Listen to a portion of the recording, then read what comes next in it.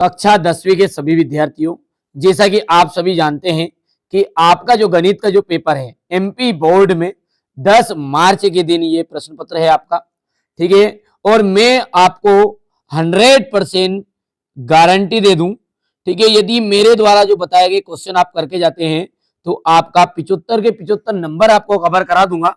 बस शर्त यही है कि आपको जो मेरे द्वारा जो प्रश्न पत्र दिए जा रहे हैं वो पूरे सोल्व करने पड़ेंगे। सेट बी भी दूंगा बेटा, सेट सी भी दूंगा, सेट डी, सेट ई और सेट एफ, ये 6 प्रश्न पत्र दूंगा। जिन बच्चों को वास्तव में अच्छे नंबर प्राप्त करने हैं वो जरूर इन सभी क्वेश्चनों को सॉल्व करके जाइएगा, ठीक है। मैं कराऊंगा याद, आपको घबराने की जरूरत नहीं, मैं तो तैयार हूं आपको अच्छे नंबर दिलाने के लिए। यदि आप वास्तव में अच्छे नंबर चाहते हैं तो कंप्लीट कर लीजिएगा सारी चीजों को। चलिए शुरू करते हैं ना। पहला है 96 और 404 का जो एचसीएफ है वो कितना होगा। 96 और 404 का एचसीएफ, तो देखिए बेटा 96 और 404 को यदि आप 96 का गुणनखंड निकालोगे ना तो ये निकलेगा आपका 2 की घात 5 गुणित 3, और 404 का जो होता है वो होता है आपका 2 की घात 2 गुणित 101, ये तो आता होगा आपको। और एचसीएफ का मतलब है कि जो दोनों में हो और जो छोटा हो। छोटा कौन है, दोनों में 2 ही है और 2 की घात 2 छोटा कहलाता है, तो 2 दूने 4, ठीक है। एक द्विघात बहुपद जिसके शून्यक -3 और 4 है, तो जो बहुपद है वो बहुपद क्या होगा, तो ये ऑप्शन राइट रहेगा। अब देखिए ये तीसरा क्वेश्चन तो आप बिल्कुल करके ही जाइएगा। यदि एक द्विघात समीकरण है alpha A X square plus B X plus C, इसके शून्य क्या है, अल्फा और बीटा है। इसके शून्य क्या है, अल्फा और बीटा। तो अल्फा प्लस बीटा का मान होगा, देखिए अल्फा प्लस बीटा का मान होगा माइनस का बी बटा ए, हो गया। एक्स अक्ष से बिंदु P 2,3 की दूरी है, एक्स अक्ष से अर्थात y का मान, एक्स अक्ष अर्थात किसका मान आपको बताना है, y का मान बताना है, इसका मान बताना है y का, और इसका उल्टा हो जाता यदि ये y अक्ष बोलता तो। अब y का मान कौन सा बनेगा, पहले वाला x रहता है दूसरे वाला y रहता है, तो बोलिए y का मान कितना हो गया, 3 हो गया। एक पेड़ की छाया 20 करनी 3 मीटर है, कितनी है, 20 करनी 3 मीटर। यदि पेड़ की ऊंचाई 20 मीटर हो तो सूर्य का उन्नयन कोण होगा, सूर्य का उन्नयन कोण कितना होगा, 30 डिग्री होगा, ठीक है। कैसे होगा, क्योंकि टेन का मान होता है ना, वो होता है लंब बटा आधार, और लंब है मतलब इसका 20, क्योंकि ऊंचाई लंब कहलाएगी, और आधार है 20 बटा करनी 3, 20 से 20 कैंसिल, और 1 बटा करनी 3, और 1 बटा करनी 3 का मान होता है आपका 30 डिग्री। आर त्रिज्या वाले वृत्त के उस त्रिज्यखंड का क्षेत्रफल ज्ञात कीजिए जिसका कोण P डिग्री है। तो P डिग्री है तो सूत्र क्या कहता है हमारा, पाई आर स्क्वायर थीटा, और थीटा की जगह पे P बटा 360, ये सूत्र है। अब ये सूत्र तो कहीं से कहीं तक भी नहीं, इसमें देखो कहीं से कहीं तक भी नहीं, तो अपन ऐसा करो इसमें 2 का भी गुना कर दो, ऊपर 2 का नीचे भी गुना करोगे तो उत्तर ऑटोमेटिकली दा वाला बन जाएगा।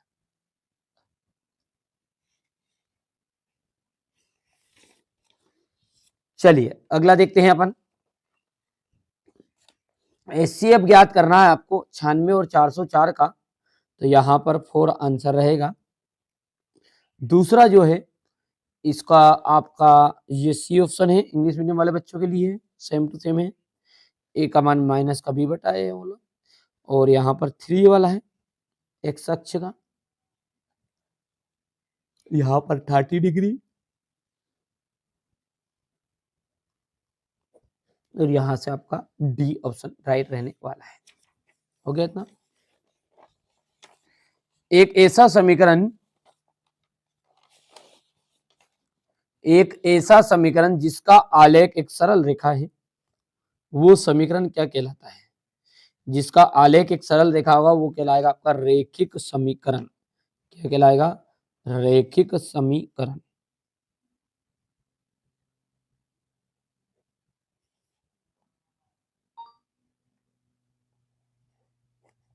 हो गया भैया। चलिए समीकरण 3x² माइनस 2x प्लस 1/3 का विविक्त कर का मान कितना होगा? तो देखिए विविक्त कर का मतलब होता है आपका b² माइनस 4ac इक्वल 0। अब b का मान कितना है यहाँ पर है माइनस का 2 की घात 2 माइनस 4 इंटू ए सी। ए का मान है 3 इंटू 1/3। देखो भैया 3 से 3 कैंसिल और 2 दूने 4, 2 दूने 4, 4 में 4 गया तो 0। तो विविक्त कर का मान कितना आ जाएगा आपका? 0 आंसर आ जाएगा। समांतर श्रेणी 3/2 1/2 कोमा 1 माइनस का 1/2 माइनस का 3/2। इसमें सार्वत्तर क्या होगा?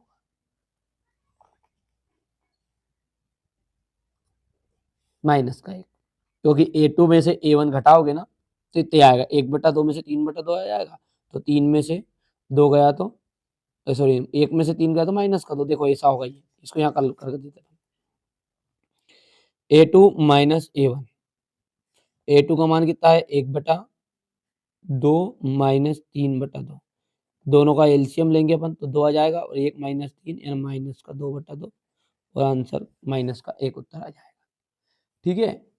चलिए सर्वांग सम जो त्रिभुज होते हैं वो बेटा समरूप होते हैं। कैसे होते हैं?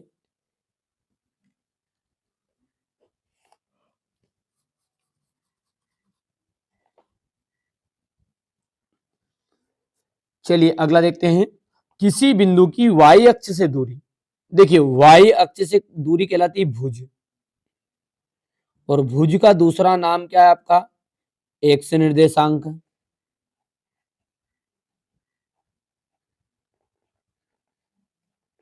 हो गया इतना।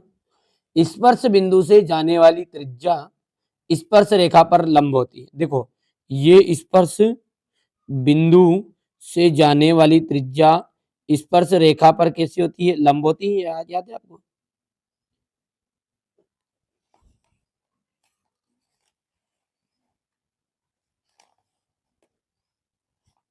ये हो गया इतना।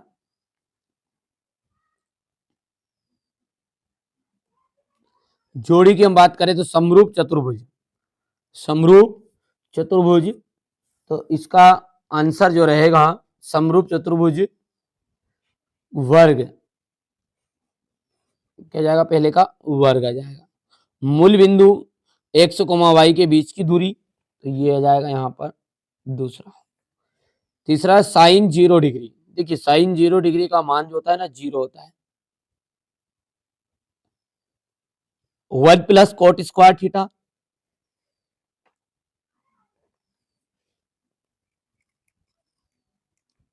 अगला है टेन 45। देखिए बेटा टेन 45 का जो मान होता है ना हमारे बाबू वो होता है 1, और शंकु का जो आयतन होता है वो होता है 1/3 पाई आर स्क्वायर एच। हो गया इतना। रहेगा इतनी बात याद।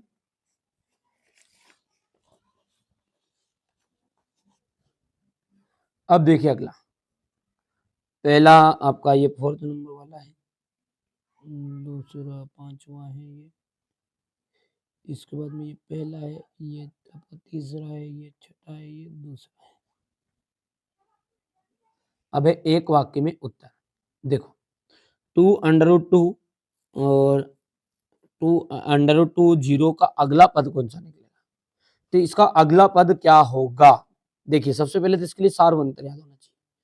अब सार्वंतर क्या है? इसमें से करनी दो में से इस दो करनी दो घटाओ तो माइनस का करनी दो है डी का मान, डी बराबर ही हो गया माइनस करनी में 2। अगला पद यानी कि ये पहला हो गया, दूसरा हो गया, तीसरा, चौथा A4। A4 का फॉर्मूला लगाओगे तो A प्लस 3D। ए का मान कितना है? 2 करनी दो इन प्लस 3 इंटू माइनस का √2। देखो 2 करनी दो और ये हो गया माइनस का 3 करनी 2। यही है। तो कितना उत्तर आएगा इसमें? माइनस का, देखो 3 है यहाँ 2 है, माइनस का करनी 2। यहाँ पर आंसर जो रहेगा इसका वो हो जाएगा माइनस का करनी में 2। ठीक है। दृष्टि रेखा की परिभाषा लिखिए। तो दृष्टि रेखा की परिभाषा बहुत ही सिंपल है, यहाँ पर लिख देते अपन। वस्तु और हमारी आंख को मिलाने वाली रेखा, वस्तु और हमारी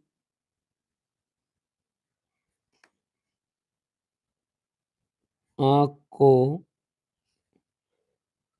मिलाने वाली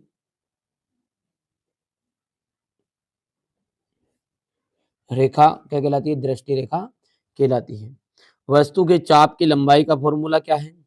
वस्तु के चाप की लंबाई का फॉर्मूला है 2 पाई आर थीटा बटा 360, 2 पाई आर थीटा बटा 360 डिग्री।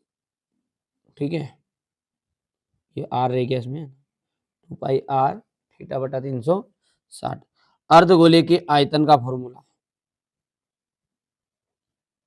2/3 pi are cube. ठीक है भैया। माध्यिका का फॉर्मूला, ये हो गया आपका पांचवा। माध्यिका का फॉर्मूला है M equal L plus n/2 minus संचयी बारंबारता यानी कि CF बटा बारंबारता इंटू H। हो गया। निश्चित घटना की प्रायिकता कितनी होती है? तो किसी भी निश्चित घटना की जो प्रायिकता होती है वो 1 होती है। कितना होता है? छठे का आंसर बन जाएगा आपका 1।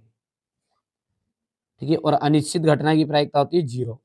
ये एक वाक्य में उत्तर हमारे बच्चे इंग्लिश मीडियम वाले का रहेगा, तो ये तो आपका देख लीजिएगा, माइनस का √2 है इसका, तो ये तो परिभाषा आप लिख लोगे। और यहाँ पर है आपका 2 पाई आर इंटू थीटा बटा 360। अर्धगोले का फॉर्मूला है आपका 2/3 पाई आर क्यूब। और यहाँ पर जो पांचवा है आपका वो है M equal L plus n/2 minus CF बटा F इंटू H। और यहाँ पर छठा जो है वो आपका रहने वाला है 1। रहेगा याद? चलिए थोड़ा सा अपन इसको छोटा कर लेते हैं ताकि दिक्कत नहीं आएगी किसी बच्चे को। हो गया, यहाँ से स्क्रीनशॉट ले लो और ये स्क्रीनशॉट। सत्य असत्य की बात करें तो प्रत्येक पूर्णांक प्राकृत संख्या होती है, तो भैया ये बात आपकी गलत है, क्योंकि पूर्णांक जो होता है ना वो धनात्मक भी होता है और ऋणात्मक भी होता है। तो धन वाला और ऋण वाला दोनों तो नहीं हो सकती प्राकृत, क्योंकि प्राकृत तो 1 2 3 से शुरू है, तो इसलिए ये बात हो गई आपकी असत्य। x² minus 4x plus 4 is equal to 0 के मूल बराबर है। मूल बराबर है मतलब b² माइनस 4ac का मान 0 आना चाहिए। b² minus 4ac is equal to 0। तो b का मान कितना है? माइनस का 4⁴ इंटू 4 इंटू a का मान कितना है? 1 इंटू c का मान कितना है? 4।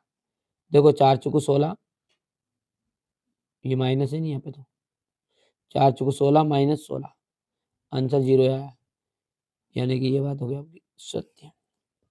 1 2 1 3 समांतर श्रेणी नहीं, क्योंकि सार्वंतर समान नहीं है। घटाओगे नहीं, 2 में से 1 गया तो 1, 1 में से 2 गया तो माइनस का 1, 3 में से 1 गया तो 2, तो सार्वंतर समान जा नहीं रहता है, वहां पे AP नहीं होती। तो ये बात हो गई आपकी असत्य। समकोण त्रिभुज का क्षेत्रफल होता है 1/2 इंटू आधार इंटू शीर्ष लंब। ठीक है, तो सत्य बात है ये। तो वृत्त को 2 बिंदुओं पर प्रतिच्छेद करने वाली रेखा छेदक रेखा कहलाती है, ये बात भी सत्य है आपकी।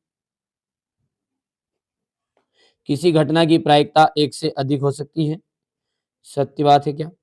तो कोई भी घटना जो है उसकी 1 से अधिक नहीं हो सकती, क्योंकि अपन ने सूत्र पढ़ा है बनी निश्चित और अनिश्चित, PE plus PE bar is equal to कितना होता है? 1 होता नहीं होता, तो 1 से ज्यादा नहीं हो सकती, इसलिए ये बात हो गई आपकी सत्य। और ये 2 बिंदुओं पर प्रतिच्छेद करने वाली रेखा का चित्र ऐसा बनेगा है, ये छेदक रेखा ही। चलो भाई साहब, यहाँ पर जो पहला है वो है फॉल्स, दूसरा है जो है ट्रू, तीसरा जो है वो है आपका फॉल्स है, चौथा आपका ट्रू रहेगा, पांचवा ट्रू रहेगा और छठा जो रहेगा वो रहेगा आपका फॉल्स। हो गया इतना। चलिए एक क्वेश्चन नंबर 6 देखिएगा। 156 के अभाज्य गुणनफलों के रूप में व्यक्त कीजिए। हो गया। यहां से देखिए अथवा सिद्ध कीजिए कि 3 + 2 √5 एक अपरिमेय संख्या है। 6 और 20 के अभाज्य गुणनफल विधि द्वारा एचसीएफ और एलसीएम ज्ञात कीजिए। द्विघात व्यंजक है x² + 7x + 10 के शून्य ज्ञात करने हैं। ये यहां से आपका हो जाएगा। अथवा एक द्विघात बहुपद ज्ञात कीजिए जिसके शून्यकों का योग और गुणनफल क्रमशः -3 और 2 है। हो गया।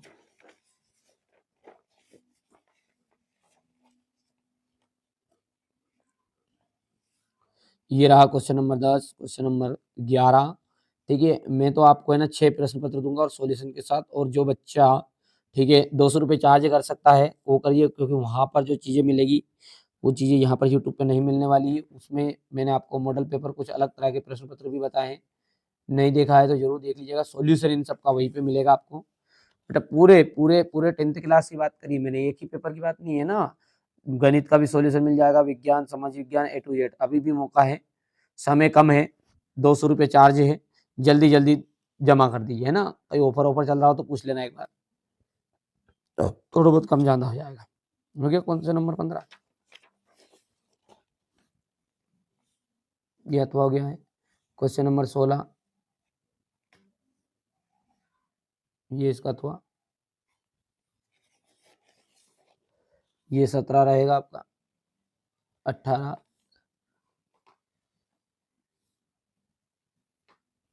19,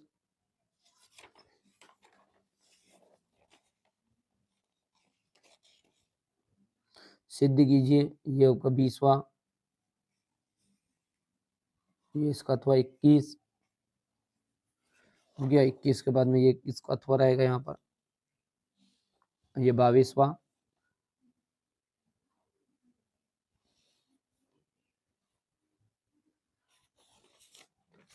और ये रहेगा आपका क्वेश्चन नंबर 23।